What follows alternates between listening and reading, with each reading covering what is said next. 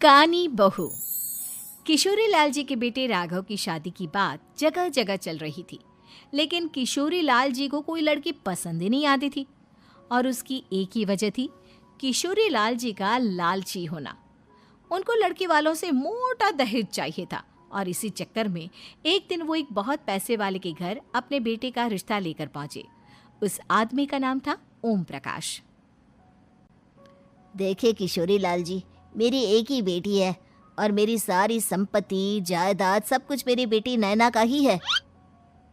पापा, नाम से लगता है बहुत खूबसूरत होगी। कितना अच्छा नाम है ना, नैना। ओ, वैसे बात तो सही है आपकी। अब इतना पैसा है, जमीन जायदाद है, इकलौती बेटी, आप भी क्या करेंगे? सब कुछ उसे ही देंगे ना। बिल्कुल ठीक पहचाना आपने। बस बेटी की शादी और सारी जायदाद उसके नाम। पापा, बिना देखे हाँ कर दीजिए ना। इतना अच्छा रिश्ता फिर कहाँ मिलेगा? माला माल हो जाएंगे हम। मैं अपनी बेटी को बुलाता हूँ। अरे नहीं नहीं नहीं नहीं, आपकी बेटी का नाम नैना है, सुनकर ही लगता है बहुत सुंदर होगी। रहने दीजिए अंकल, मैं तो आपकी बेटी के नाम से ही इतना खुश हो गया हूँ कि उसे बिना देखे शादी करने को तैयार हूँ। अब तो मैं उसका चेहरा सीधे शादी के बाद ही देखूंगा। और इस तरह राघव नैना का चेहरा नहीं देखता और उससे शादी कर लेता है। शादी के बाद अपनी सुहाग रात पर जब राघव नैना का घूंघट उठाकर देखता है तो नैना की आंखें बंद थी।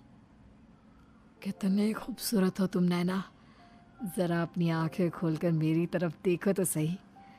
नहीं, मुझे शर्म आती है। अरे, मैंने तुम्हें शादी से पहले भी नहीं देखा, और अब अगर तुम आंखें खोलकर मुझे देखोगी भी नहीं तो मुझे अच्छा कैसे लगेगा? इससे पहले कि नैना अपनी आंखें खोलकर राघव की तरफ देखती, अचानक से लाइट चली गई और राघव नैना को पूरी तरह से देख भी नहीं पाया। अगली सुबह नैना राघव के लिए नाश्ता बनाकर लेकर आई। अरे ये क्या, आधा पराठा सीका हुआ है और आधा बिल्कुल कच्चा। ये तुमने क्या किया नैना?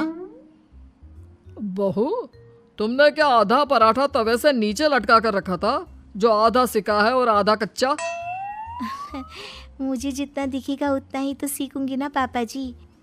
जहाँ जहाँ मुझे नजर आ रहा था वहाँ मैंने सीख लिया, और जहाँ जहाँ नहीं दिखा वहाँ कच्चा रह गया होगा।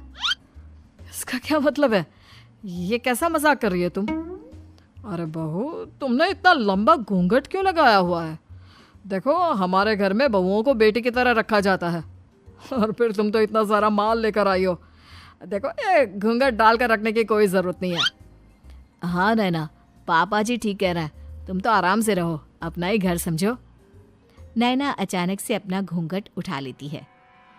अरे ये क्या पापा, नैना की तो एक आंख फूटी हुई है। नाम से नैना, लेकिन ये तो कानी बहू निकली। मेरे साथ धोखा हुआ है, धोखा। बिना दिखाए अपनी कानी लड़की मेरे संग ब्याह दी। मुझे कानी बीवी नहीं चाहिए। मुझे अभी ओम प्रकाश जी से बात करनी पड़ेगी। आखिर उन्होंने मेरे साथ ऐसा किया क्यों? अरे, आप लोगों ने ही तो पापा से कहा था कि आप लोग शादी से पहले मुझे देखना नहीं चाहते। अब मेरे पापा पर क्यों इल्जाम लगा रहे हैं? अरे लेकिन उन्हें बताना तो चाहिए था ना कि तुम कानी हो, एक आंख से तुम्हें दिखाई नहीं देता। किशोरी लाल और राघव नाराज होकर ओम प्रकाश को अपने घर बुलाते हैं। पापा जी, ये आपने क्या किया? शादी से पहले बताया क्यों नहीं कि नैना की आंखों में परेशानी है? अरे, आप ही ने तो लड़की देखने से मना कर दिया था। अरे लेकिन आप बता तो सकते थे। आपको तो हमारी बेटी की प्रॉपर्टी चाहिए थी, वो भी पूरी की पूरी। अब क्या हुआ अगर उसे आधा दिखाई देता है? प्रॉपर्टी तो आपको पूरी मिल गई ना। अरे ये क्या बात हुई? मेरी शादी प्रॉपर्टी से नहीं, आपकी बेटी से हुई है। अब ये तो पहले सोचना चाहिए था, तब तो मेरी प्रॉपर्टी देखकर तुम्हारी जुबान लप लपा रही थी। लेकिन मैं कानी लड़की को अपनी बीवी बनाकर नहीं रख सकता। पापा, कुछ करिए ना आप। हाँ, करता हूँ। देखिए ओम प्रकाश जी, आप हमारे साथ ऐसा नहीं कर सकते।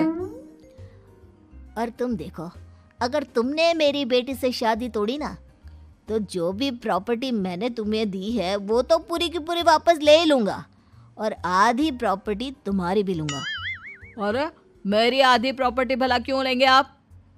इसलिए क्योंकि मेरी बेटी को आधा नजर आता है और उसकी नज़र अभी तक तुम्हारी आधी जायदाद पर ही पड़ी है।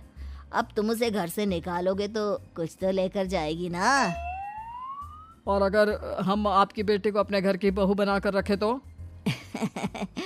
तो तुम्हारी पूरी प्रॉपर्टी तुम्हारी ही रहेगी, और जो मैंने तुम्हें दिया है ना, उसमें से बस मैं आधा लेकर जाऊंगा। अरे लेकिन अब आप अपनी दी हुई प्रॉपर्टी में से आधी वापस क्यों लेकर जाएंगे? अगर मैं आपकी बेटी को अपनी पत्नी बनाकर रखने को तैयार हूं तो? इसलिए ताकि भविष्य में अगर तुम मेरी बेटी को धोखा दो तो उसके पास कुछ तो रहे जो पति का हो। वैसे मेरे पास तो बहुत कुछ है, लेकिन अपने पति की कोई निशानी तो उसके पास होनी चाहिए ना। अब अगर तुमने मेरी बेटी को कानी कहा तो तुम्हें प्रॉपर्टी भी कानी ही मिलेगी, पूरी नहीं। जमाए राजा।